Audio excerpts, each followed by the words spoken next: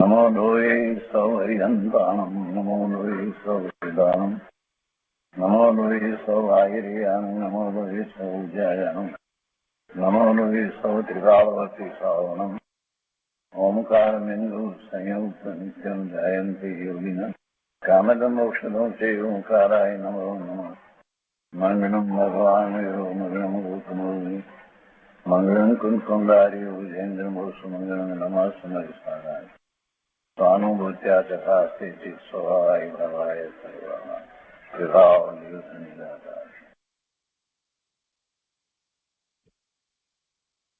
ભગવાન શ્રી ઉમાસ્વામી આચાર્ય વિરચિત મોક્ષશાસ્ત્ર અર્થાત તત્વાસૂત્ર અને પૂજ્યપાદ સ્વામી રચિત તત્વાસૂત્રની ટીકા સર્વાર્થ સિદ્ધિ અને તે સાથે બીજી ટીકાઓનું રામજીભાઈ દ્વારા કરાયેલ સંકલન એ સહિત આપણે તત્વાસૂત્રનો સ્વાધ્યાય કરી રહ્યા છીએ. તત્વાસૂત્રના સ્વાધ્યાયમાં બીજા અધિકારમાં આપણે પહેલા 4 સૂત્રનો અભ્યાસ પૂરો કર્યો, એનો સ્વાધ્યાય કર્યો. હવે આજે બીજા અધિકારનું 5મું સૂત્ર લઈએ છીએ. અહીંયા બીજા અધિકારમાં 5 ભાવની વાત કરવામાં આવી અને એમાં ઔપસમિક ભાવ, ક્ષાયિક ભાવ, મિશ્ર ભાવ અને ક્ષયોપસમિક ભાવ અને ઔદયિક ભાવ અને પારિણામિક ભાવ એમ 5 ભાવની વાત કરી અને તે પછીથી એક એક સૂત્ર દ્વારા એનું વર્ણન લેવામાં આવ્યું અને એ કેટલા છે એ બધી વાત પણ સાથે લેવામાં આવી. તો એમાં ઔપસમિક ભાવ અને ક્ષાયિક ભાવ એ આપણે ગાથા 3 અને 4ની અંદર સૂત્ર 3 અને 4માં આપણે એનો સ્વાધ્યાય કર્યો. હવે આજે 5મા સૂત્રમાં ક્ષયોપસમિક ભાવના 18 ભેદ છે એ વાત અહીંયા લીધી છે. તો મૂળ સૂત્રમાં અહીંયા એમ કહે છે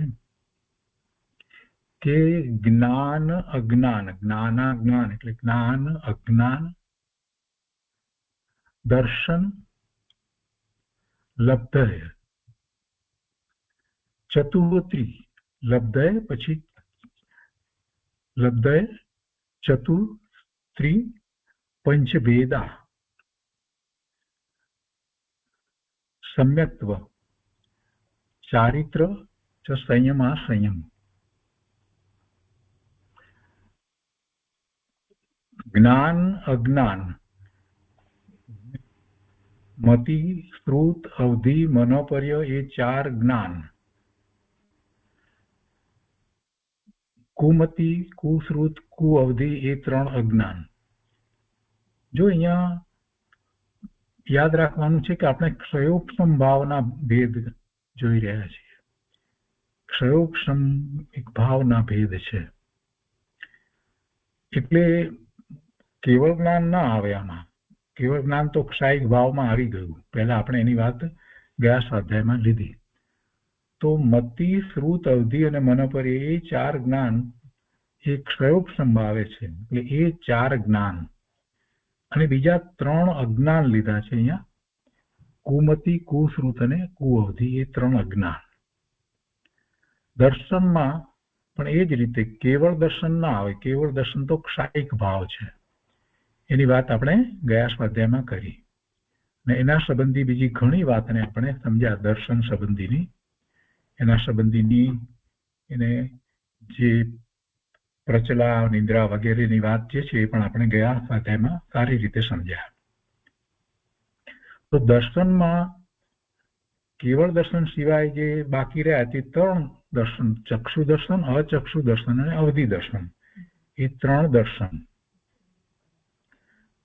એટલે જ્ઞાનની વાત થઈ, દર્શનની વાત થઈ અને ત્યાર પછીથી અંતરાયકની વાત લેવી છે. તો એ અંતરાયની અંદર 5 ભાવ જે છે એ 5 ભાવ અંતરાય કર્મ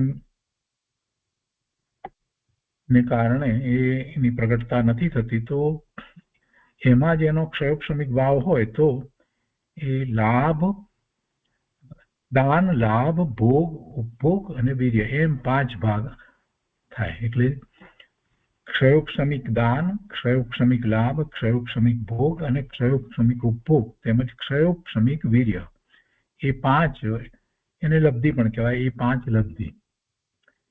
તો એ રીતે અહીંયા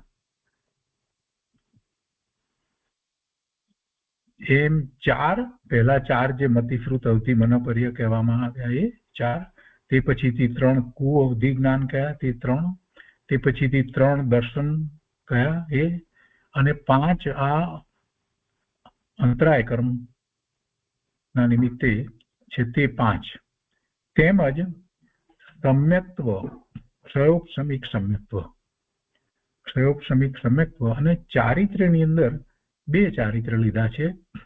ક્ષયોક્ષમિક ચારિત્ર અને સંયમાસંયમ ચારિત્ર.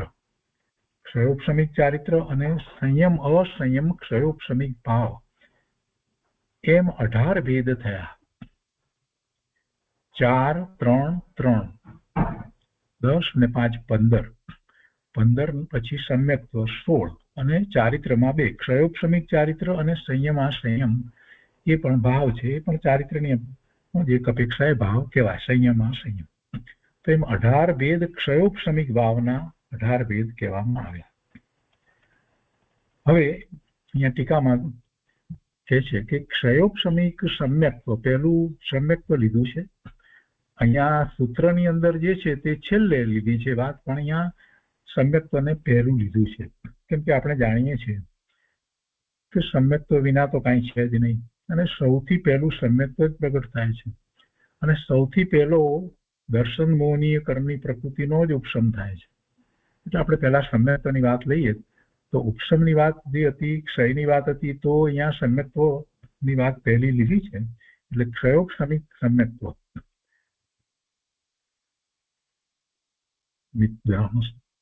દર્શન મોહનીયોનો ઉપશમ તો બહુ સમય રહેતો નથી. અંતર્મુહૂર્ત એટલે અંતર્મુહૂર્તનો અર્થ દરેક વખતે એમ ન સમજવું કે 48 મિનિટ કરતા એક જરાક ઓછો, એમ ન સમજવું. 5 મિનિટ હોય તો પણ અંતર્મુહૂર્ત કહેવાય, અને 2 મિનિટ હોય તો પણ અંતર્મુહૂર્ત કહેવાય. એટલે ઉપશમ ભાવ તો બહુ ઓછો રહે. પછી તો એને મોટે ભાગે એક ક્ષયોક્ષમિક ભાવ થાય છે. સમ્યક્ત્વમાં ઉપશમ સમ્યક્ત્વ તો બહુ ઓછો સમય રહે છે. મેં આપણે ગઈ વખતે વાત લીધી કે ત્યાર પછીથી ચોથા ગુણસ્થાનની દશા એ વખતે પ્રગટ થઈ ઉપશમ સમ્યક્ત્વ, પછી એ બીજા ગુણસ્થાને આવી જાય છે, અને ત્યાર પછીથી એ પહેલા ગુણસ્થાને આવીને પછી ત્રીજે અને ચોથે અથવા તો સીધો ચોથે પાછો સમ્યક્ત્વ પ્રગટ કરે છે. તો ત્યારે એને ક્ષયોક્ષમિક સમ્યક્ત્વ હોય છે. અને એ ક્ષયોક્ષમિક સમ્યક્ત્વ હોય છે એટલે અહીંયા એની વાત પહેલા લીધી છે ક્ષયોક્ષમ ભાવમાં. તો મિથ્યાત્વની તથા અનંતાનુબંધીની કર્મ પ્રકૃતિઓના ઉદય અભાવી, ઉદયાભાવી એ સંધિ છે ભેગી. એટલે એમાં સંધિ છૂટી પાડી તો ઉદય અભાવી, ઉદયનો અભાવ. તો કે છે કે મિથ્યાત્વની તથા અનંતાનુબંધીની, મિથ્યાત્વની એટલે દર્શન મોહની કર્મની પ્રકૃતિઓ, તથા અનંતાનુબંધીની ક્રોધ માન માયા લોભની 4 અને મિથ્યાત્વની 3, એ 7 પ્રકૃતિ હોય છે. તો એમાંથી અહીંયા કે છે કે મિથ્યાત્વની તથા અનંતાનુબંધીની કર્મ પ્રકૃતિઓના ઉદય અભાવી ક્ષય તથા ઉપશમની અપેક્ષાએ ક્ષયોક્ષમિક સમ્યક્ત્વ કહેવાય છે. અને સમ્યક્ત્વ પ્રકૃતિનો ઉદય છે. એમાં જે મિથ્યાત્વની 3 પ્રકૃતિ થઈ ગઈ, તો એમાં મિથ્યાત્વ મોહનીય, મિશ્ર મોહની અને સમ્યક્ત પ્રકૃતિ. તો એમાં ક્ષયોક્ષમ તો પેલી 2 પ્રકૃતિનો હોય, મિથ્યાત્વ મોહિની અને મિશ્ર મોહિનીનો, પણ સમ્યક્ત પ્રકૃતિનો તો ઉદય હોય છે. એનો તો ઉદય હોય છે, કેમ કે એમાં એવા સર્વઘાતી નિષેકો હોતા નથી, એવા સ્પર્ધકો હોતા નથી. એ વાત આપણે સર્વાત સિદ્ધિમાંથી વધારે વિસ્તારપૂર્વક સમજીશું. અત્યારે આપણે ક્ષયોક્ષમિક સમ્યક્ત્વમાં શું છે એટલી વાતને યાદ રાખી લઈએ. તો ફરીથી મિથ્યાત્વની તથા અનંતાનુબંધીની કર્મ પ્રકૃતિઓના ઉદય અભાવી ક્ષય તથા ઉપશમની અપેક્ષાએ ક્ષયોક્ષમિક સમ્યક્ત્વ કહેવાય છે. અને સમ્યક્ત્વ પ્રકૃતિનો ઉદય છે તે અપેક્ષાએ તેને જ વેદક અથવા તો વેદ સમ્યક્ત્વ કહેવામાં આવે છે. સમ્યક્ત્વ પ્રકૃતિનો ઉદય ત્યારે હોય છે. ક્ષયોક્ષમિક સમ્યક્ત્વની અંદર. આટલું યાદ રાખવાનું છે. પછી આપણે એને જરાક વધારે સૂક્ષ્મતાથી સરવાળ સ્થિતિમાંથી સમજીશું. હવે ચારિત્રની વાત લઈએ તો ક્ષયોક્ષમિક ચારિત્ર એટલે ચારિત્ર તો સમ્યક દર્શન પૂર્વક જ હોય, એ સિવાય તો કોઈ ચારિત્ર કહેતા જ નથી. તો ક્ષયોક્ષમિક સમ્યક્ત્વ છે ત્યારે ક્ષયોક્ષમિક ચારિત્ર હોય, ક્ષાયિક સમ્યક્ત્વ હોય ત્યારે પણ ક્ષયોક્ષમિક ચારિત્ર હોય. અહીંયા કે છે કે ક્ષયોક્ષમિક ચારિત્ર એટલે સમ્યક દર્શન પૂર્વકના ચારિત્ર વખતે જે રાગ છે તેની અપેક્ષાએ તે સરાગ ચારિત્ર કહેવાય છે, પણ તેમાં જે રાગ છે તે ચારિત્ર નથી, એ ચારિત્ર નથી. એ સિવાય જેટલો વિતરાગી ભાવ જે છે એ ચારિત્ર છે, એ ક્ષયોક્ષમિક ચારિત્ર કહેવામાં આવ્યું છે. એટલું જ ચારિત્ર છે ને આ ચારિત્રને ક્ષયોક્ષમિક ચારિત્ર કહે છે. થોડું અધ્યાત્મ અપેક્ષાએ અને થોડુંક આગમ અપેક્ષાએ અહીંયા એ રીતે વ્યાખ્યા કરી છે. સમ્યક દર્શન પૂર્વક ચારિત્ર હોય અને હજી પૂર્ણ ચારિત્ર નથી પ્રગટ થયું ત્યારે હજી સાથે એને શુભભાવ પણ છે, તો જે શુભભાવ જે છે એ ચારિત્ર નથી, પણ એ સિવાય જે ચારિત્ર છે તો એ ચારિત્ર ક્ષયોક્ષમિક ચારિત્ર છે કે જેમાં એ વિતરાગ ભાવ છે. તો જેટલો વિતરાગ ભાવ છે તેટલું ચારિત્ર છે. આ ચારિત્રને ક્ષયોક્ષમિક ચારિત્ર કહેવાય છે. એ યથાખ્યાત ચારિત્ર નથી. યથાખ્યાત ચારિત્ર તો એ તો ક્ષાયિક ભાવમાં ગયું, એ તો ક્ષાયિક ભાવમાં આપણે એનો તો અભ્યાસ કર્યો. હવે સંયમાસંયમ, તો આ ભાવને દેશ વિરત અથવા તો વીરતા વિરત ચારિત્ર પણ કહેવામાં આવે છે. દેશ વિરત એટલે પાંચમા ગુણસ્થાનની અંદર જે છે દેશ વિરતી, એમાં સંયમ અસંયમ એવું, અથવા તો વિરત અવિરત ચારિત્ર પણ કહેવામાં આવે છે. અને સામાન્ય રીતે એ પાંચમા ગુણસ્થાનની અવસ્થાની વાત લીધી છે. તો કોઈ અપેક્ષાએ આપણને પ્રશ્ન પણ થાય કે ક્ષયોક્ષમિક ચારિત્ર અને સંયમ અસંયમ એમાં શું ફેર પડ્યો એમ. પણ એટલું સમજવાનું અત્યારે કે આ પાંચમા ગુણસ્થાનની મુખ્યતાથી વાત સંયમ અસંયમની વાત લીધી છે, અને ક્ષયોક્ષમિક ચારિત્રમાં જે અંતરંગ જે એને ભાવમાં સાથે કર્મની અપેક્ષાને મુખ્ય કરીને લેવામાં આવ્યું છે, એટલે એમાં આગળનું ચારિત્ર જે છે એમાં પણ સંયમ અસંયમ ગણાય, કેમ કે સાતમેથી છઠ્ઠા ગુણસ્થાને પણ એ આવે છે ને, એટલે એ અપેક્ષાએ એટલે યથાખ્યાતથી નીચે જે પ્રકારના બીજા જે ચારિત્ર આપણે જે કહીએ છીએ એ બધા ચારિત્ર, 5 પ્રકારે ચારિત્ર કહેવામાં આવ્યું છે મુનિનું, એ ચારિત્ર બધા એ એમાં આવી જાય છે. તો એ પાંચમાંથી એ યથાખ્યાત ચારિત્ર સિવાય જે છે એ ચારિત્ર એમાં આવી જાય છે 4 પ્રકાર. સંયમ અને સંયમની વાત લીધી ત્યાર પછીથી અહીંયા કહે છે કે મતિ જ્ઞાન વગેરેનું સ્વરૂપ પહેલા અધ્યાયમાં કહેવાય ગયું. અહીંયા 4 જ્ઞાન કયા છે ને, મતિ જ્ઞાન, શ્રુત જ્ઞાન, અવધિ જ્ઞાન અને મનોપરિજ્ઞાન. એ ક્ષયોક્ષમિક ભાવ છે, એ ક્ષયોક્ષમિક ભાવ છે, અને જ્ઞાનનો ક્ષાયિક ભાવ તો કેવળ જ્ઞાન છે. તો આ 4 જ્ઞાન જે છે ઉઘાડ રૂપ જે છે એ છદ્મસ્થ અવસ્થા કહેવામાં આવે છે. એમાં હજી એને જ્ઞાનાવરણીકરણની પ્રકૃતિઓ જે છે એના ક્ષયોક્ષમ હોય છે, ક્ષય અને ઉપસમ, એટલે એ ક્ષયોક્ષમિક છે. એ જ રીતે દર્શનને માટે પણ સમજવાનું, એને માટે પણ એવી જ રીતે એના 3 જે કહેવામાં આવ્યા એ ભેદ જે કહેવામાં આવ્યા છે, ચક્ષુ દર્શન, અચક્ષુ દર્શન અને અવધિ દર્શન, તો એ પણ ક્ષયોક્ષમિક ભાવ છે.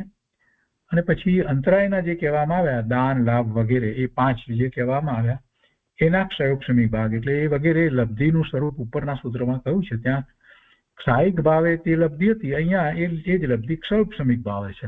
ક્ષાયિક ભાવે છે ત્યારે સામે કર્મની પ્રકૃતિમાં પૂર્ણપણે ક્ષય છે, એટલે એને એક અપેક્ષાએ તો લબ્ધિ કહેવાય, એમાં તો કોઈ વિરોધ નથી લાગતો. પણ અહીંયા હજી એ પૂરેપૂરી પ્રગટ નથી, પણ છતાંય કોઈક અપેક્ષાએ એમ કહેવાય કે એને લબ્ધિ જ કહેવી હોય તો કહી શકીએ 5, તો એ 5.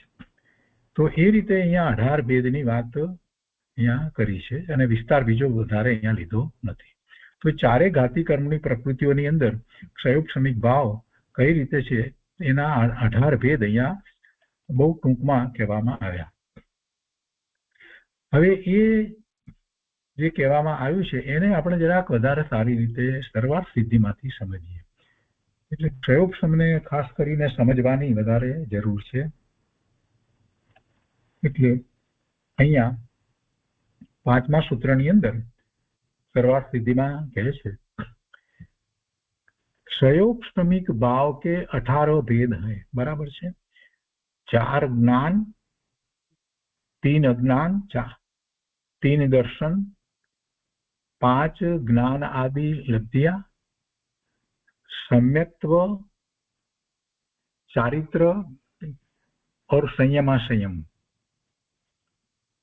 सम्यक्त्व અને પછી ચારિત્રમાં ક્ષયોપશમિક ચારિત્ર અને સંયમ અસંયમ એમ 18 ભેદ કયા। હવે એમાં કહે છે કે जिनके 4, 3, 3 और 5 भेद हैं वे 4, 3, 3 और 5 भेद वाले कहलाते हैं।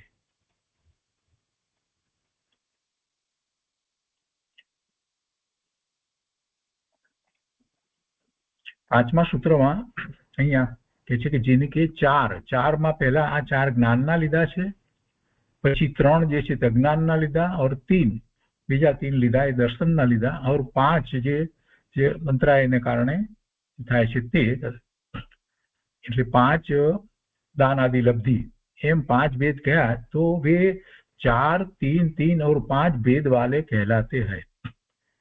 પછી કે છે આગળ सम्यक्त्व અને ચારિત્રની વાત પછી લે છે कि इस सूत्र में यथा क्रमम पद की अनुवृत्ति होती है जिससे 4 आदि पदों के साथ ज्ञान आदि पदों का क्रम से संबंध होता है। એટલે જ્યારે આ 4 કહેવામાં આવ્યું તો એની સાથે આગળ જે જ્ઞાન વગેરે જે કહેવામાં આવ્યું છે એનો સંબંધ હોય છે। એ વ્યાકરણ અપેક્ષાની વાત લીધી। यथा 4 ज्ञान, 3 अज्ञान, 3 दर्शन और 5 लब्धियां। वर्तमान काल में હવે क्षयोपशम समझावे छे तो कि वर्तमान काल में सर्वघाती स्पर्धकों का उदयाभावी क्षय होने से वर्तमान काल में અત્યારે જ્યારે એ ભાવ હોય એ વખતે એ વર્તમાન કાળ કહેવાય। એ વખતે સર્વઘાતી સ્પર્ધકો કર્મની પ્રકૃતિમાં જે સ્પર્ધકો છે તે દેશઘાતી અને સર્વઘાતી એવા બે પ્રકારે હોય। તો એવા સર્વઘાતી સ્પર્ધકોનો ઉદય અભાવી, એનો ઉદય ન થાય એવો ક્ષય, ઉદય એ વખતે ન થાય એ વર્તમાન કાળમાં એને ઉદય અભાવી ક્ષય કહેવામાં આવ્યો છે। સંપૂર્ણપણે એ કાર્બન રજકણો નીકળી જાય એવો ક્ષય નથી। ફરીથી કહું, શું કહ્યું છે? વર્તમાન કાળ મેં ઉદય અભાવી ક્ષય કહ્યું છે। વર્તમાનમાં અત્યારે એ સ્પર્ધકો જે સર્વઘાતી, દેશઘાતી અને સર્વઘાતી બે પ્રકારના સ્પર્ધકો કહીએ તો જે સર્વઘાતી જે છે, જે સ્વભાવ ભાવનો ઘાત કરવામાં પૂર્ણ જે છે, પૂર્ણ પ્રબળ છે તે સર્વઘાતી, અને દેશઘાતી જે એટલા નથી શક્તિમાન એવા દેશઘાતી, એમ બે જાતના એ સ્પર્ધકો। ખરેખર એ કર્મના પરમાણુઓ ભેગા થઈ અને જે સ્પર્ધકો જે છે તે એ ખરેખર કઈ આત્માના ભાવને ઘાત કરે છે એમ નહીં, પરંતુ એ નિમિત્ત તરીકે છે એટલે એ રીતે આપણે કહીએ છીએ। તો એ સર્વઘાતી સ્પર્ધકો જે છે એનો ત્યાં ક્ષય નથી થઈ જતો, એ તો ક્ષાયિક ભાવ વખતે ક્ષય થાય છે। તો શું થાય છે क्षयोपशम वक्ते? तो कि ये सर्वघाती स्पर्धकों का उदय अभावी क्षय, एनो उदय न थाय एम क्षय होने से और आगामी काल की अपेक्षा हवे पछी भविष्य में उन्हीं का ए जे स्पर्धको, केम के एनो क्षय नहीं थयो ए वखते उदय अभावी क्षय एम लीधो छे, उन्हीं का सद अवस्था रूप उपशम, पछी त्यां रह्या छे सद अवस्था एटले भविष्य में एनो पछी उपशम थशे ने उपशम थई अने पछी ए देशघाती तरीके उदयमां आवशे। एटले के छे के अपेक्षा उन्हीं का सद अवस्था रूप उपशम होने से देशघाती स्पर्धकों का उदय रहते हुए, अने ए वखते ये तो पछी उदयमां आवशे देशघाती तरीके, पण अत्यारे वर्तमानमां देशघाती स्पर्धकोनो उदय रहे छे। तो क्षयोपशमिक भाव होता है, तो क्षयोपशमिक भाव थाय छे। बहु सहेलाईथी समजवानुं छे। सर्वघाती, देशघाती। सर्वघाती जे छे एनो अत्यारे ए उदय अभावी क्षय कहेवामां आव्यो छे अने ए त्यां रह्या छे अने भविष्यमां ए देशघाती थईने उदयमां आवशे। अने अत्यारे शुं वर्तमानमां? तो के जे देशघाती जे छे एनो उदय रह्यो छे तो आने क्षयोपशम કહેવામાં આવે છે અને એની સામે જીવનો જે ભાવ છે તે ક્ષયોપશમિક ભાવ છે. હવે આગળ લઈએ. इन पूर्वोक्त भावों में से ज्ञान आदि भाव अपने अपने आवरण और अंतराय कर्म के क्षयोपशम से होते. એટલે જ્ઞાન આદિ ભાવ જે કહ્યું એટલે જ્ઞાન, દર્શન અને અંતરાયના બધા બાકીના જે જ્ઞાનના જે છે 4 અને 3, દર્શનના 3 એટલે અને અંતરાયના 5 એમ 15 ની એની વાત કરતા કહે છે કે એ બધામાં સમજવાનું શું છે કે એ કહે છે કે એ બધા ભાવ अपने अपने आवरण और अंतराय कर्म के क्षयोपशम से होते. એટલે એમના પણ જે કર્મ પ્રકૃતિના એવી જ રીતે ક્ષયોપશમ હોય છે. એને માટે પણ એ જ સમજવાનું છે. ક્ષયોપશમને સમજીએ એટલે બધાને માટે એ લાગુ પાડવાનો છે.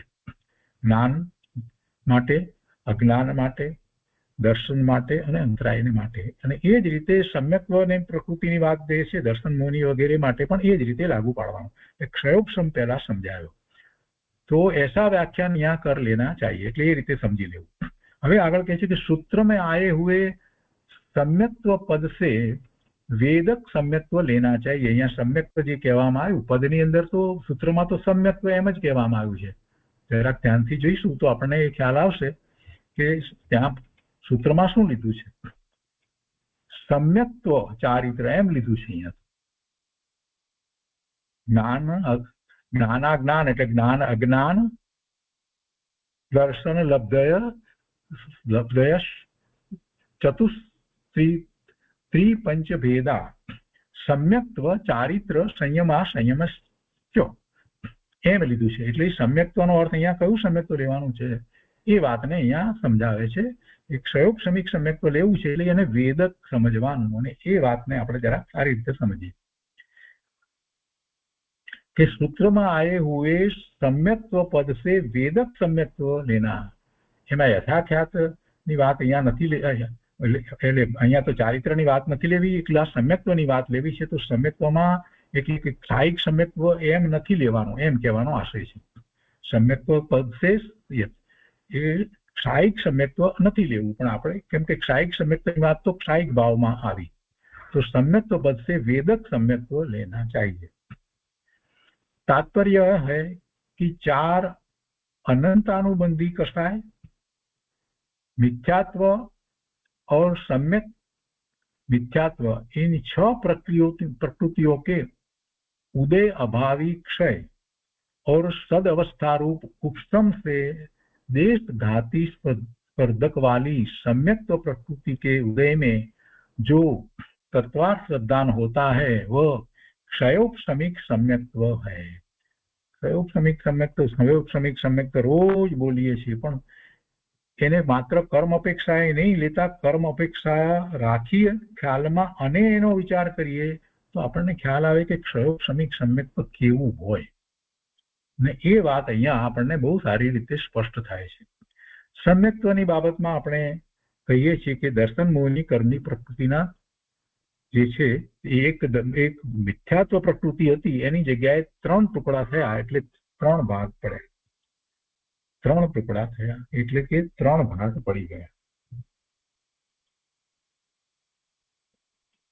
અને એમાં એક મિથ્યાત્વ મોહનીય છે, બીજી મિશ્ર મોહનીય છે અને ત્રીજી सम्यक्त्व પ્રકૃતિ છે. અને એ सम्यक्त्व જ્યારે થાય છે ત્યારે એની સાથે અનંતાનુબંધીની 4 પ્રકૃતિઓ જે છે ક્રોધ, માન, માયા, લોભની એ પણ જાય છે. પણ હવે એને અહીંયા ક્ષયોપશમ અપેક્ષાએ સમજવાનું છે. ક્ષાયિક અપેક્ષાએ તો બધું એ સાથે સાત પ્રકૃતિઓનો ક્ષય થાય છે એ આપણે અગાઉના સૂત્રમાં સમજ્યા. પણ અહીંયા ક્ષયોપશમમાં જરાક થોડુંક વધારે સમજવાનું છે. તો અહીંયા એ વાત કરે છે કે सूत्र में आए हुए सम्यक्त्व पद से वेदक सम्यक्त्व लेना चाहिए. केवी रीते लेवुं जे शुं छे शा माटे तो अहींया कहे छे कि तात्पर्य है कि 4 अनंतानुबंधी कषाय बराबर क्रोध, मान, माया, लोभनी अनंतानुबंधीनी વાત લીધી છે પહેલી ચોપડી એની કર્મની પ્રકૃતિઓ. એ બીજું મિથ્યાત્વ और सम्यक मिथ्यात्व એટલે મિશ્ર એ બે દર્શન મોહની પ્રકૃતિ લીધી. એમ કુલ 6 પ્રકૃતિઓ એ 6 પ્રકૃતિઓનો ઉદય અભાવી ક્ષય. એમાં ઉદય અભાવી ક્ષય થયો એટલે શું, શેનો થયો હશે? ઉદય અભાવી ક્ષય થયો હશે એટલે સર્વઘાતી સ્પર્ધકોનો જ ઉદય અભાવી ક્ષય થાય. તો દર્શન મોહનીય કર્મની 2 પ્રકૃતિ, મિથ્યાત્વ પ્રકૃતિ અને મિશ્ર મોહની અથવા તો સમ્યક મિથ્યાત્વ પ્રકૃતિ, એ 2 પ્રકૃતિ અને અનંતાનુબંધીની 4 પ્રકૃતિ, એ 6 પ્રકૃતિઓનો ઉદય અભાવી ક્ષય એટલે કે એના સ્પર્ધકોનો, સર્વઘાતી જે સ્પર્ધકો જે છે એનો ઉદય અભાવી ક્ષય એટલે એ વખતે ઉદય ન થાય એવો ક્ષય. અને સદ અવસ્થારૂપ એટલે પછી ત્યાં પાછા એ રહ્યા છે, સદ અવસ્થારૂપ ઉપશમશે દેશઘાતી સ્પર્ધક વાલી સમ્યક્ત્વ પ્રકૃતિ. એનો પાછો જે ત્રીજી પ્રકૃતિ જે રહી, સમ્યક્ત્વ પ્રકૃતિ રહી, એ પ્રકૃતિનો તો હંમેશા એ દેશઘાતી પ્રકૃતિ જ છે, એમાં સર્વઘાતી સ્પર્ધક હોતા નથી, એટલે એનો ઉદય હોય છે. અને આ પેલી પ્રકૃતિનો ઉદય અભાવી ક્ષય એટલે કે એ હવે ઉપશમ થઈ અને એ ઉદયમાં આવે છે, એટલે એમ કે છે કે સદ અવસ્થારૂપ ઉપશમ છે, એટલે ત્યાં રહ્યા છે પણ એ ઉપશમ તરીકે ઉદયમાં આવે એ. અને દેશઘાતી સ્પર્ધક વાલી સમ્યક્ત્વ પ્રકૃતિ એટલે કે સમ્યક્ત્વ પ્રકૃતિ જે ત્રીજી પ્રકૃતિ કહેવામાં આવી એ દેશઘાતી સ્પર્ધક વાળી જ છે, એમાં સર્વઘાતી સ્પર્ધક નથી, એટલે અહીંયા એમ લીધું છે देशघाती स्पर्धक वाली सम्यक्त्व प्रकृति के उदय में जो तत्वार श्रद्धान होता है वह क्षयोपशमिक सम्यक्त्व है. फरीथी गूंचवाड़ो न थाय, बराबर शांतिथी समजाय. એટલે જ્યારે ક્ષયોપશમિક સમ્યક્ત્વ છે ત્યારે શું છે?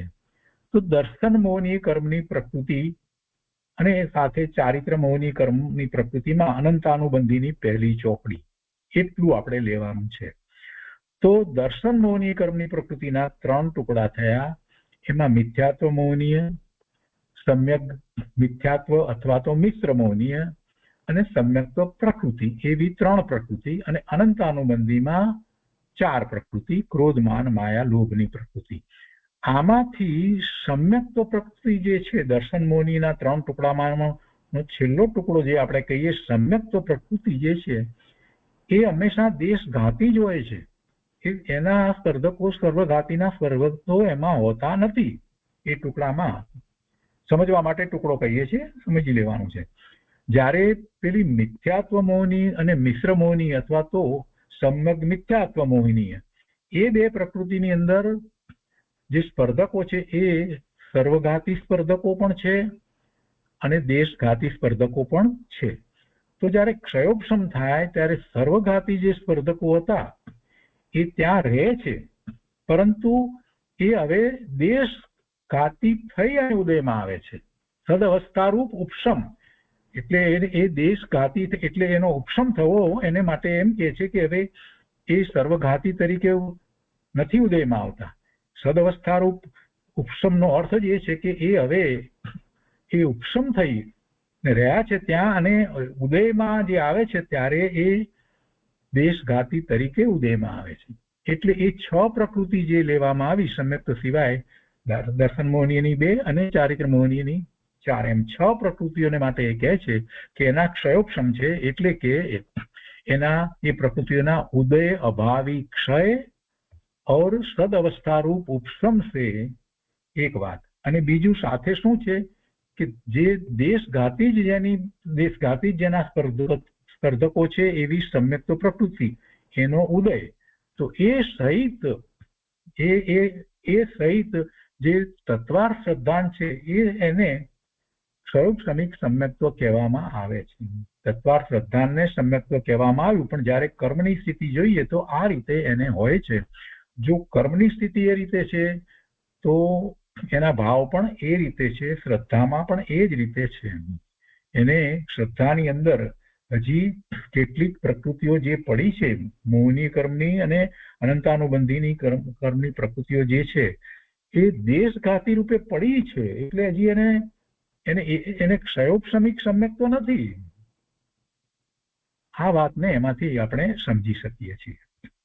હવે અહીંયા એ બધાને સ્પષ્ટ કરતા કહે છે કે અનંતાનુબંધી અપ્રત્યાખ્યાનાવરણ, અનંતાનુબંધીની અંદર પણ 4 પ્રકૃતિ ક્રોધ માન માયા લોભની હોય. અપ્રત્યાખ્યાનાવરણ એમાં પણ ક્રોધ માન માયા લોભ 4 પ્રકૃતિ હોય.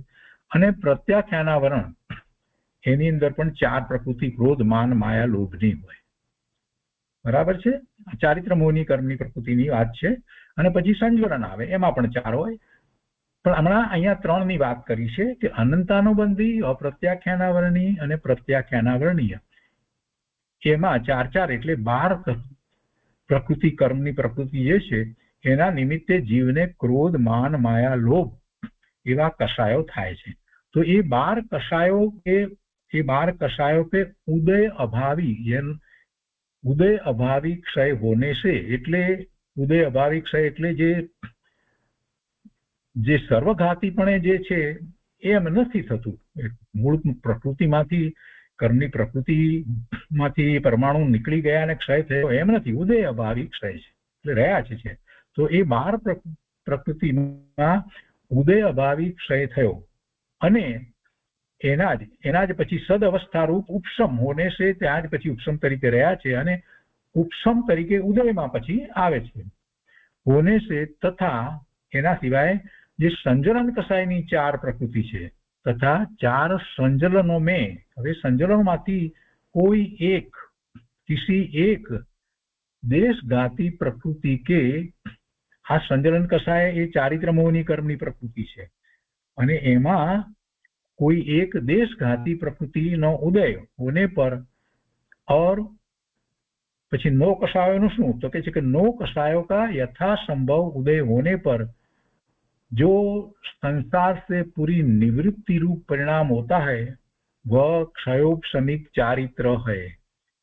આ ક્ષયોપશમિક ચારિત્ર કહેવાય છે. ક્ષયોપશમિક ચારિત્ર એટલે શું? ક્ષયોપશમિક ચારિત્રમાં શું હોય એ અહીંયા સમજાવ્યું. ક્ષયોપશમિક ચારિત્રની અંદર કેટલી પ્રકૃતિ લીધી? 12 પ્રકૃતિ તો ચારિત્ર મોહનીયની પહેલી 3 ચોકડીની લીધી, અનંતાનુબંધી, અપ્રત્યાખ્યાનાવરણી, પ્રત્યાખ્યાનાવરણીની લીધી અને સંજલન કષાયમાંથી જે લઈએ તો એની એક લીધી. એટલે સંજલન से किसी एक देशघाती प्रकृति के उदय होने पर और અને એ સાથે પેલા 9 કષાયોનું શું તો કે એનો પણ યથાસંભવ ઉદય હોને પર જો संसार से पूरी निवृत्ति रूप परिणाम होता है वो क्षयोपशमिक चारित्र है. आने क्षयोपशमिक चारित्र કહેવામાં આવે. હવે પેલું સંયમ આ સંયમ સમજાવે છે. કેમ કે ક્ષયોપશમિક ચારિત્રને સમજીએ તો આપણને ખ્યાલ આવે કે એનાથી સંયમ અસંયમ શું જુદી વસ્તુ છે. આની અંદર કેટલી પ્રકૃતિ લીધી ફરીથી યાદ રાખવાની છે. ચારિત્ર મોહનીયની અંદરની 12 પ્રકૃતિ અને એક ચારિત્ર મોહનીયની પહેલી 3 ચોકડીની 12 પ્રકૃતિ અને પછી સંજલનની એક પ્રકૃતિ જે છે એ લીધી છે. અને એના એ દેશઘાતી એની લીધી છે અને પેલાના ઉદય અભાવી ઉપસમની વાત લીધી છે ને, એટલે ઉદય અભાવી ક્ષય એમ લીધું છે અને દેશઘાતી પ્રકૃતિ સંજલનની લીધી. એમ કરી અને સાથે પાછા 9 કષાય જે છે એનો પણ યથાસંભવ ઉદય જે રીતે હોઈ શકે તે પ્રમાણે કંઈક મોડા ઉદયો હોય એમ સમજવાનું. એમાં એના પ્રમાણે જે એને ચારિત્ર છે એ ચારિત્ર દશા, અને એવા ચારિત્રની દશાની અંદર એને સંસાર તરફથી સંસારની ભાવના હોતી નથી. એટલે સંસાર સે પૂરી નિવૃત્તિ રૂપ પરિણામ છે, પણ છતાંય હજી યથાખ્યાત ચારિત્ર જેવા એના પરિણામ નથી. એના યથાખ્યાત ચારિત્ર જેવા પરિણામ નથી. આ ક્ષયોપશમિક ચારિત્ર કહેવામાં આવ્યું છે. અને એ જ ક્ષયોપશમિક ચારિત્ર ના પછી આપણે મુનિના ચારિત્રમાં ભેદ પાડીએ છીએ. યથાખ્યાત સિવાયના જે ભેદ છે તે એ અહીંયા ક્ષયોપશમિક ચારિત્રમાં ગણવામાં આવે છે. મુનિને તો પછી યથાખ્યાત ચારિત્ર પણ હોય, 11મા ગુણસ્થાને જાય તો થોડા સમય માટે, પણ એમાં આપણે એ ન લઈએ. અને એ સિવાય જે ચારિત્ર જે કહેવામાં આવ્યા છે છેદોપ સ્થાપના સાયમાઈ તો એ બધા જે છે એ ક્ષયોપશમિક ચારિત્ર છે. હવે આગળ કે છે સંયમ અસંયમની વાત લેવી છે ને હજી, એટલે કહે છે કે અનંતાનુબંધી और अप्रत्याख्यानावरण ये 8 प्रकृति, अनंतानुबंधी 4 અને अप्रत्याख्यानावरण इन 8 कषायों के उदय अभावी क्षय होने से, એટલે એની સામે કર્મની પ્રકૃતિનો પણ ઉદય અભાવી ક્ષય સમજવાનો, એટલે એ કષાયોનો એવો ઉદય અભાવી ક્ષય હોને છે. અને બીજું સાથે શું લીધું છે એના પછી જે આવે એ અને સદ અવસ્થારૂપ ઉપશમ હોને છે, કેમ કે ક્ષય ઉપશમ છે એટલે सद अवस्थारूप उपशम होने से, तथा एनी साथे ले छे के प्रत्याख्यानावरण એટલે ત્રીજી ચોપડી પ્રત્યાખ્યાનાવરણ એના નિમિત્તે થતા कषाय भाव क्रोध मान माया लोभ, અને प्रत्याख्यानावरण कषाय के और संजलन कषाय के देशघाती स्पर्धकों के उदय होने पर, એના તો હજી દેશઘાતી સ્પર્ધકોનો ઉદય એમાં લીધો છે, तथा नो कषायों के यथासंभव उदय होने पर जो वीरती अवीरती अथवा तो वीरता अविरत रूप, वीरत अविरत रूप अथवा तो वीरती अवीरती परिणाम होता है वह संयम असंयम कहलाता है.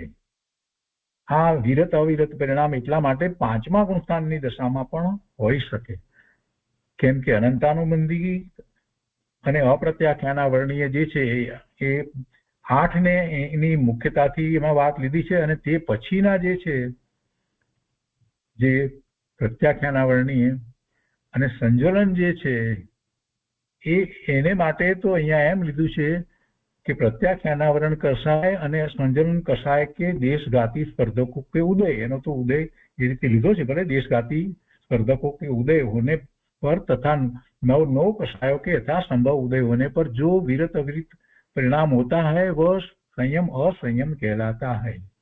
એને સંયમ અસંયમ કહેવો છે.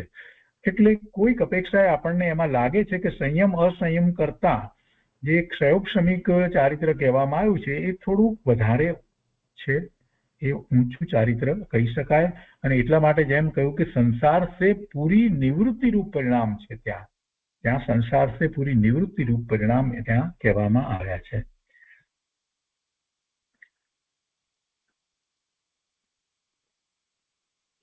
તો એ સંયમ અસંયમની વાત લેવામાં આવી. હવે એ બધી વાતને થોડીક વધારે વિસ્તારપૂર્વક પંડિતજીએ સમજાવી છે. જેટલું સમજાવ્યું હોય એને વધારે સારી રીતે સમજીશું તો બધું સ્પષ્ટ થઈ જશે. પંડિતજીએ આ જ વાત જે છે એને ખૂબ વધારે સ્પષ્ટતાપૂર્વક સમજાવી છે. ફૂલચંદજી શાસ્ત્રીએ विशेषार्थની અંદર એ વાત લીધી છે. કહે છે કે વર્તમાન समय में सर्वघाती स्पर्धकों का उदय अभावी क्षय आगामी काल की अपेक्षा उन्हीं का सद अवस्था रूप उपशम और देशघाती स्पर्धकों का उदय यह क्षयोपशम का लक्षण है. આટલું તો યાદ રાખી જ લેવાનું છે, એમાં કાંઈ બીજો ફેર પડે નહીં. વર્તમાનમાં જે સર્વઘાતી તરીકે જે સ્પર્ધકો ઉદયમાં આવવાના હતા એનો ક્ષય નથી થયો, પણ ઉદય અભાવી ક્ષય લીધો છે. એને એ જ સ્પર્ધકોનું શું થશે તો કે આગામી કાલ કી અપેક્ષાએ ઉન્હી કા, એનો જ સદ અવસ્થા રૂપ ઉપશમ, જે જ્યારે જ્યારે ઉદય આવવાનો એ વખતે ઉપશમ થઈને આવે એમ એ સદઅવસ્થા રૂપ ઉપશમ, અને અત્યારે પેલા દેશઘાતી જે સ્પર્ધકો જે છે એનો ઉદય, આ ને ક્ષયોપશમ કહેવામાં આવે છે. એ કર્મનો ક્ષયોપશમ છે. અને જ્યારે એવો કર્મનો ક્ષયોપશમ છે તો સામે જીવનો ભાવ જે છે એ ક્ષયોપશમિક ભાવ કહેવામાં આવે છે. તો આ ક્ષયોપશમ નું લક્ષણ અહીંયા બતાવવામાં આવ્યું. હવે કે છે કે यह तो सुनिश्चित है कि अधिकतर देशघाती कर्म, मोटा भागना देशघाती कर्म ऐसे होते हैं जिनमें देशघाती और सर्वघाती दोनों प्रकार के स्पर्धक पाए जाते हैं. શું કહે છે? यह तो सुनिश्चित है कि अधिकतर मोटा भागना देशघाती कर्म એવા હોય, જેમ કે સમ્યક તો પ્રકૃતિની જે વાત કરવામાં આવી છે, તો કે अधिकतर देशघाती कर्म ऐसे होते हैं कि जिनमें देशघाती और सर्वघाती दोनों प्रकार के स्पर्धक पाए जाते हैं। केवल नो कषाय और सम्यक्त्व प्रकृति के હવે એમાં ફેર પડી જાય છે। બાકી મોટા ભાગના કર્મની અંદર દેશઘાતી અને સર્વઘાતી બંને પ્રકારની પ્રકૃતિઓ હોય છે। अधिकतर देशघाती कर्म ऐसे होते हैं, देशघाती એટલે ખરેખર કર્મ એક જ લેવું જોઈતું હતું અહીંયા कि अधिकतर कर्म ऐसे होते हैं कि जिनमें देशघाती और सर्वघाती दोनों प्रकार के स्पर्धक पाए जाते हैं। मोटा भागना कर्मनी प्रकृतिमां બંને પ્રકારના સ્પર્ધકો હોય, देशघाती અને सर्वघाती। केवल नो कषाय और सम्यक प्रकृति ये 10 प्रकृतियां इसकी अपवाद है। एनी अंदर मात्र देशघाती स्पर्धक ज होय छे। सम्यक्त्व प्रकृति जे दर्शन मोहनी प्रकृति जे जेनो त्रीजो भाग आपणे जे कहीए छीए त्रीजो टुकड़ो ए सम्यक्त्व प्रकृति जे छे एमां सर्वघाती स्पर्धको होता ज नथी, एमां मात्र देशघाती ज होय छे। अने पेला नो कषाय जे छे एने जुदा पाड्या एनुं कारण ए छे कि एमां सर्वघाती स्पर्धक होता ज नथी। नो कषायना जे भाव आपणे जे थाय छे ए एवा तीव्र होता ज नथी, એટલે પૂર્ણપણે આપણા સ્વભાવ ભાવનો ઘાત કરે એવું એમનું સ્વરૂપ જ નથી। રતિ અરતિ હાસ્ય શોક ભય જુગુપ્સા ત્રિવેદ પુરુષવેદ અને નપુંસકવેદ એ એવા જે ભાવ જે થાય છે એ ભાવ એવા બળવાન નથી હોતા કે જેથી સ્વભાવ ભાવનો ઘાત કરી શકે। એટલે ચારિત્રમાં પણ એવી રીતે ઘાત કરી શકે એટલું એવું નથી હોતું। દાખલા તરીકે આપણે પુરુષ વેદ છે, કોઈને જે પુરુષ છે અને પુરુષ વેદ હોય કે હું પુરુષ છું એવો ભાવ જે છે તો એ એનાથી ચારિત્રમાં એવો ઘાત નથી થઈ જતો, ચારિત્રની અંદર એને એવો ઘાત નથી થઈ જતો। એટલે દેશઘાતી જ સ્પર્ધકો છે। तो इनमें मात्र देशघाती स्पर्धक ही पाए जाते हैं। એટલે એ 9 અને सम्यक्त प्रकृति 10 ની અંદર तो देशघाती स्पर्धक पाए जाते हैं। अतः તેથી नो कषाय के सिवा शेष सब देशघाती कर्मों का क्षयोपशम संभव है। એટલા માટે આ નો કષાય ને તો બરાબર છે, એને તો દેશઘાતી એટલે કે બધા કર્મોનો અહીંયા દેશઘાતી શબ્દ મૂકે છે, પણ એ બાકી બીજા કર્મોનો ક્ષયોપશમ સંભવ છે કે જેમાં દેશઘાતી હોય અને સર્વઘાતી હોય ત્યારે એનો ક્ષયોપશમ કહેવાનો અર્થ છે કે જે સર્વઘાતી છે તે એ વખતે ઉદય અભાવી એનો ક્ષય હોય છે, એટલા માટે એ એમાં થઈ શકે છે। क्योंकि पूर्वोक्त लक्षण के अनुसार જે સ્વરૂપથી પહેલા લક્ષણ સમજાવ્યું એ પ્રમાણે अनुसार क्षयोपशम में दोनों प्रकार की शक्ति वाले कर्म लगते हैं। दोनों प्रकार की એટલે सर्वघाती અને देशघाती प्रकृति। तो એમાં सम्यक्त्व કહે છે કે सम्यक्त प्रकृति मिथ्यात्व व सम्यक मिथ्यात्व से मिलकर क्षयोपशमिक भाव को जन्म देने में निमित्त होती है। सम्यक्त्व प्रकृति मिथ्यात्व અને सम्यक मिथ्यात्व से मिलकर, કેમ કે મિથ્યાત્વ તો ગયું છે એટલે આ બે પ્રકૃતિ सम्यक मिथ्यात्व અથવા તો મિશ્ર પ્રકૃતિ, મિશ્ર મોહિની પ્રકૃતિ અને सम्यक प्रकृति એ મિથ્યાત્વની આ બે પ્રકૃતિ। तो सम्यक प्रकृति मिथ्यात्व व सम्यक मिथ्यात्व से मिलकर क्षयोपशमिक भाव को जन्म देने में निमित्त होती है। इसलिए क्षयोपशमिक भाव के कुल 18 भेद ही घटित होते हैं। ये આપણે સમજ્યા 18 भेद એ રીતે એટલા માટે सम्यक्त्वના भेदની વાત લીધી। હવે ઉદાહરણ અર્થાત કહે છે અહીંયા કે જ્ઞાનાવર્ણીય की देशघाती प्रकृतियां 4 है। ज्ञानावरणी कर्मनी देशघाती प्रकृतियां 4 है, अतः इनके क्षयोपशम से 4 ज्ञान प्रकट होते हैं। पर मिथ्या दृष्टि के 3 अज्ञान और सम्यक दृष्टि के 4 ज्ञान, इस प्रकार क्षयोपशमिक ज्ञान के कुल भेद 7 होते हैं। અહીંયા જરાક સમજવાનું છે કે જ્ઞાનાવરણી કર્મની દેશઘાતી પ્રકૃતિ 4 હોય, દેશઘાતી પ્રકૃતિ એની 4 હોય। અહીંયા ક્ષયોપશમ થાય ત્યારે દેશઘાતી પ્રકૃતિ જે છે એ ઉદયમાં હોવી જોઈએ ને, તો એની 4 પ્રકૃતિ હોય છે, દેશઘાતી હોય છે। बराबर। તેથી એના ક્ષયોક્ષમ 4 પ્રકારના મતિ, શ્રુત, અવધિ અને મનોપ્રય જે છે એ એક ક્ષયોક્ષમિક ભાવે હોય છે. પણ મિથ્યાત્વનો વિચાર કરીએ તો મિથ્યા દ્રષ્ટિ કે 3 અજ્ઞાન, એને તો સાથે જે મિથ્યાત્વ પડ્યું છે એટલે એને મિથ્યાત્વ સહિત જે છે એને એ જ્ઞાનને અજ્ઞાન કહીએ, એટલે મિથ્યાત્વ સહિત છે. તો કે છે કે એ मिथ्या दृष्टि के 3 अज्ञान और सम्यक दृष्टि के 4 ज्ञान एम 7 કહેવામાં આવ્યા. જ્યારે 4 ક્ષયોક્ષમિક ભાવ જ્ઞાનીના જ્ઞાનના જે કહેવામાં આવ્યા એ તો એ દેશઘાતી પ્રકૃતિ જે છે મતિ, શ્રુત, અવધિ, મનોપર્યની છે એની અપેક્ષાથી કહેવામાં આવ્યા. પણ જે અજ્ઞાનીના જે કુમતિ, કુઅવધિ, કુશ્રુત જે 3 કહેવામાં આવ્યા, કુમતિ, કુશ્રુત અને કુઅવધિ એ 3 જે કહેવામાં આવ્યા એ અજ્ઞાનીના કહેવામાં આવ્યા, મિથ્યા દ્રષ્ટિના કહેવામાં આવ્યા. એટલે એમ એના ક્ષયોક્ષમ ગણી અને એમ કુલ જ્ઞાનની અંદર 7 ભેદ કહેવામાં આવ્યા. અહીંયા એટલું જ કહેવાનો આશય છે. બાકી ક્ષયોક્ષમનો અર્થ જે છે એ તો જે રીતે બધાને લાગુ પડે છે એ જ રીતે લાગુ પડે કર્મ અપેક્ષા હેતુ. હવે કહે છે કે इसी से અને એ રીતે આ કુલ 18 ભેદ થયા એ આપણે સમજ્યા. હવે કહે છે કે इसी से 18 क्षयोक्षमिक भावों में इन 7 ज्ञानों की परिगणना की जाती है. એટલા માટે એને પણ અહીંયા ક્ષયોક્ષમ લેવામાં આવ્યા. પણ અહીંયા કહેવાનો આશય એ છે કે તો ક્ષયોક્ષમ જ હોય છે. આ જ્ઞાન જે છે એના તો ક્ષયોક્ષમ જ હોય છે, પણ ક્ષયોક્ષમ ભાવમાં પણ એને લેવામાં આવ્યા છે.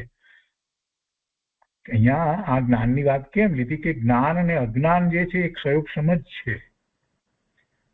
દર્શનમાં પણ એ જ રીતે એના ક્ષયોક્ષમ જ હોય છે. એના ક્યારેય જ્ઞાનાવરણી કે દર્શનાવરણીના ઉપશમ હોતા જ નથી. એના હંમેશા ક્ષયોક્ષમ જ હોય છે અને પછી ક્ષય થાય. તો એ જે છે જ્ઞાનાવરણી અને દર્શનાવરણીના જે ક્ષયોક્ષમ જે છે એ લેવામાં આવ્યા. એના ક્ષાયિક ભાવ જે છે કેવળ જ્ઞાન અને કેવળ દર્શન એ નથી લેવામાં આવ્યા. તો જ્ઞાનના એ એટલે 7 ક્ષયોક્ષમ જે હંમેશા હોય જ છે એ લીધા છે. અને હવે એમાં 7 હોય જ છે, પણ જો એ જ્ઞાની થાય છે તો પેલા કુમતિ જે છે એ નથી રહેતા. જ્ઞાની થતા પછી એ રહેતા નથી. પણ એનો પણ ક્ષયોક્ષમ જે છે તો કોઈ અપેક્ષાએ કાંઈક એની વાત જે લેવામાં આવી છે જ્યાં સુધી કેવળ જ્ઞાન નથી થતું ત્યાં સુધી, પણ એને કારણે એને અજ્ઞાન અવસ્થા વર્તે એવું થતું નથી. તો એ જ રીતે દર્શનને માટે પણ જે લેવામાં આવ્યા છે અહીંયા, તો કે એ 4 જે એના જે ક્ષયોક્ષમિક ભાવ એ તો સદાય એને દર્શનના ક્ષયોક્ષમિક ભાવ જ હોય છે. પણ અહીંયા ક્ષયોક્ષમિક ભાવનું આપણે જયારે ગણતરી કરી રહ્યા છીએ તો એને પણ સાથે લેવામાં આવ્યા છે. એ 3 લેવામાં આવે છે, ચક્ષુ દર્શન, અચક્ષુ દર્શન ને અવધિ દર્શનને પણ લેવામાં આવ્યા છે. તો એને અહીંયા શા માટે લેવામાં આવ્યા છે એનું કારણ અહીંયા પંડિતજીએ સમજાવ્યું છે. કેમ કે એ તો કાયમ આમ નામ પણ હોય છે, અજ્ઞાનીને પણ હોય છે. એટલે એ ક્ષયોક્ષમને આપણે ધર્મનો ભાવ કહેતા નથી. અગાઉ એ વાત આપણે 2-3 સ્વાધ્યાય પહેલા લીધી હતી. માત્ર ધર્મનો ભાવ કયા ક્ષયોક્ષમને કહીએ છીએ? જ્યારે ભાવની વાત કરી ત્યારે એ પારિણામિક ભાવ છે તો દ્રવ્યાર્થિક નયના વિષયભૂત ભાવ છે, અને બાકીના જે 4 જે ભાવ જે છે ઔદૈક, ઔપસમિક, ક્ષયોક્ષમિક ને ક્ષાયિક એ ધર્મના ભાવ છે એમ વાત કરી. અને એમાંથી પછી આપણે એમ કહ્યું કે ઔદૈક ભાવ છે એ ધર્મનો ભાવ નથી. એ ધર્મનો ભાવ નથી. એ 4 પર્યાય રૂપ છે પણ એ ધર્મનો ભાવ નથી. અને 3 ભાવ છે એ જ ધર્મના ભાવ છે, ઔપસમિક, ક્ષયોક્ષમિક અને ક્ષાયિક. તો એ બધી જયારે આપણે વાત કરતા હતા તો તે વખતે આપણે એક સ્પષ્ટતા લીધી હતી કે આ ક્ષયોક્ષમિક ભાવ, ધર્મનો ભાવ કોની અપેક્ષાથી લેવાનો? તો છે એ દર્શન મોહની અને ચારિત્ર મોહની કર્મની અપેક્ષાથી જ લેવાનો. કેમ કે જ્ઞાનાવરણીય અને દર્શનાવરણીયના તો અને અંતરાયના એ ત્રણેયના તો હંમેશા ક્ષયોક્ષમ જ હોય છે. પણ છતાંય અહીંયા ક્ષયોક્ષમ ભાવની અંદર આ 18 ની અંદર એ લેવામાં આવ્યા છે. પણ એનો અર્થ મનમાં આપણે સમજવાનો છે કે એ તો ક્ષયોક્ષમ હોય જ છે. तो ये आपने एक स्पष्टता लीधी. હવે કહે છે કે इसी से 18 क्षयोक्षमिक भावों में इन 7 ज्ञानों की परिगणना की जाती है. હવે प्रकृति में दर्शन 3 और लब्धि 5 क्षयोक्षमिक भाव है, ये स्पष्ट ही है. तो बराबर આપણને ખ્યાલ આવી ગયો. એ જ રીતે અંતરાયના અને દર્શનના હવે શેષ રહે 3 ભાવ. હવે ચારિત્રની વાત કરવાની છે અને સમ્યક્ત્વની. तो कहते कि शेष रहे 3 भाव, तो ये वेदक सम्यक्त्व, संयमा संयम और संयम लिए गए हैं। तो इन सब भावों में देशघाती स्पर्धकों का उदय होता है, इसलिए उन्हें वेदक भाव भी कहते। એટલે જે ક્ષોભ જે ચારિત્ર કહેવામાં આવ્યું એને વેદક ભાવ કહેવાય। વેદક સમ્યક્ત્વમાં ક્ષોભ સમ્યક્ત્વને વેદક સમ્યક્ત્વ પણ કહેવામાં આવે છે। એટલે કહે છે કે इसलिए इन्हें वेदक भाव भी कहते हैं। जितने भी क्षयोक्षमिक भाव होते हैं वे देशघाती स्पर्धकों के उदय से वेदक भी कहलाते हैं, और यह उक्त कथन का तात्पर्य है। चारित्र में इसमें सर्वघाती स्पर्धकों को या सर्वघाती प्रकृतियों का वर्तमान समय में अनुदय रहता है। सर्वघाती प्रकृति, सर्वघाती कर्मना एवा स्पर्धकोनो उदय होतो नहीं, इसलिए इनका उदय काल के एक समय पहले उदय रूप स्पर्धकों या प्रकृति में तीव्र संक्रमण हो जाता है। केवी रीते थाय छे एनी सूक्ष्मता अहींया थोड़ी बतावी छे कि जे सर्वघाती जे छे एना उदय आववाना एक समय पहला एनो अनुदय रूप जे कहेवामां आव्युं ने, जे एनो पूर्ण क्षय નથી થતો, એનો ક્ષય નથી થતો, પણ એ વખતે એ ત્યાં અનુદય રૂપ થઈ જાય છે, તો એ એક સમય પહેલા થાય છે। એટલે કહે છે કે इसलिए इनका उदय काल के एक समय पहले उदय रूप स्पर्धकों या प्रकृति में तीव्र संक्रमण हो जाता है। એટલે એનું એ રીતે સંક્રમણ થાય છે કે જે સર્વઘાતી હતો એને બદલે દેશઘાતી થઈ જાય છે। એ ક્યારે થાય છે? ઉદય આવવાના એક સમય પહેલા, અને પછી એ ત્યાં એ રીતે રહી જાય છે। જે આપણે કહ્યું ને કે ક્ષયોક્ષમની અંદર જે સર્વઘાતી સ્પર્ધક જે છે એ પછી ઉદય રૂપે એ સર્વઘાતી ઉદય રૂપે ઉદયમાં આવતા નથી। તો ઉદય આવવાના એક સમય પહેલા એ દેશઘાતી થઈ જાય છે અને પછી ઉદયમાં આવે છે। તો એ વાત અહીંયા લીધી છે। વધારસ પંડિતજીએ થોડી સ્પષ્ટતા કરી છે કે કેવી રીતે એ સર્વઘાતી જે છે ને ક્યારે એ દેશઘાતી થાય છે, એ વાત અહીંયા સમજાવી છે। એક સમય પહેલા, ટૂંકમાં આખો કહેવાનો આશય એટલો જ છે। इसलिए इनका उदय काल के एक समय पहले उदय स्वरूप स्पर्धकों या प्रकृति में तीव्र संक्रमण हो जाता है। प्रकृति में इसे उदय अभावी क्षय कहते हैं। या उदय अभावी क्षय છે કહેવાનો જે કહેવાય આને ઉદય અભાવી ક્ષય કહેવામાં આવે છે। સર્વઘાતી ઉદયમાં આવતા પહેલા એના એક સમય પહેલા એ દેશઘાતીમાં રૂપાંતરિત થઈ જાય છે, અથવા તો સંક્રમણ એવું થઈ જાય છે, અને એ સંક્રમણનું એનું નામ આપ્યું છે સ્તીવુક સંક્રમણ।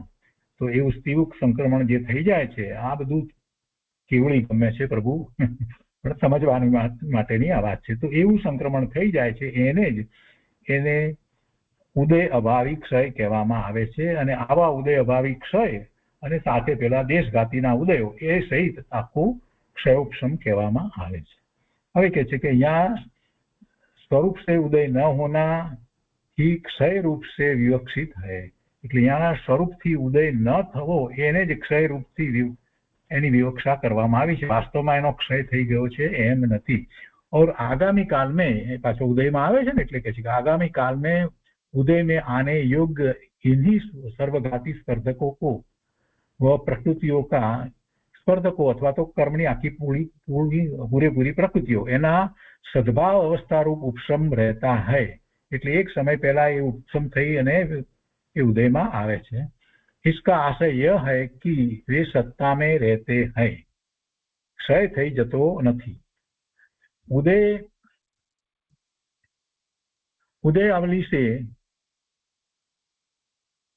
उदयवली से ऊपर के इन निषेकों की उदीर्णा नहीं होती। હવે એની ઉદીર્ણા થઈ જતી નથી।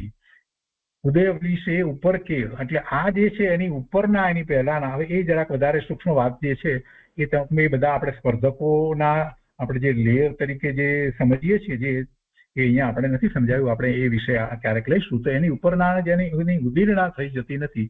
ઉદીરણા એટલે એનો અર્થ એ થાય છે કે જે ફળ આપ્યા વગર જ એનો ક્ષય થઈ જાય, તો એવી ઉદીરણા થતી નથી. એટલું અહીંયા સમજવાનું છે. मात्र उदय आवली में तीव्र संक्रमण के द्वारा इनका उदय काल से एक समय पहले सजातीय एज प्रकारना सजातीय એટલે देशघाती प्रकृति या स्पर्धक रूप से संक्रमण हो जाता है. એનો ઉદીરણા થવી એમાં શું થાય છે કે એ ફળ આપે નહીં એટલે ઉદયમાં આવ્યા વિના જ એનો ક્ષય થઈ જાય. તો કે એવું નથી થતું. એ છેવટે ઉદયમાં તો આવે જ છે, અને ઉદયમાં આવે છે તો એ દેશઘાતી તરીકે ઉદયમાં આવે, અને દેશઘાતી તરીકે આવે ત્યારે પણ એ જે પ્રકારની પ્રકૃતિ છે એ પ્રકૃતિ રૂપે ઉદયમાં આવે. એટલે અહીંયા એક શબ્દ મૂકે છે કે સજાતીય જે છે તે પ્રકૃતિ તરીકે પણ દેશઘાતી તરીકે એ પ્રકૃતિ અથવા તો એ સ્પર્ધકો એ રીતે સંક્રમણ થઈ અને રહે છે અને ઉદયમાં એ રીતે આવે છે. सर्वघाती अंश का उदय और उदीरना न होने से जीव का निज भाव प्रकाश में आता है, और देशघाती अंश का उदय रहने से उसमें सदोषता आती है. આ મહત્વની વાત છે.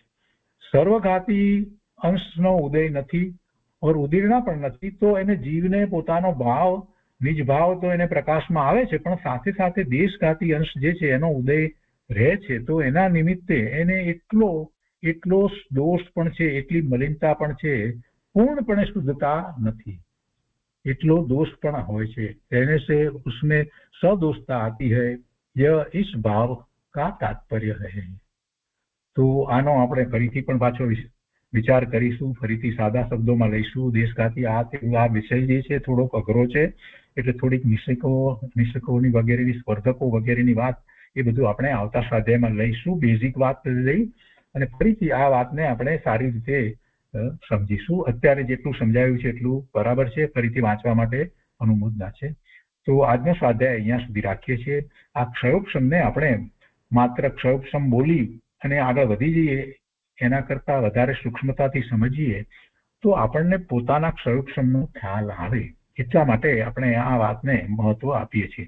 જેમ પારિણામિક ભાવને આપણે સમયસારમાંથી લીધો, એવી જ રીતે આ જે છે એને પણ આપણે કર્મના ગ્રંથમાંથી વધારે સારી રીતે સમજીશું.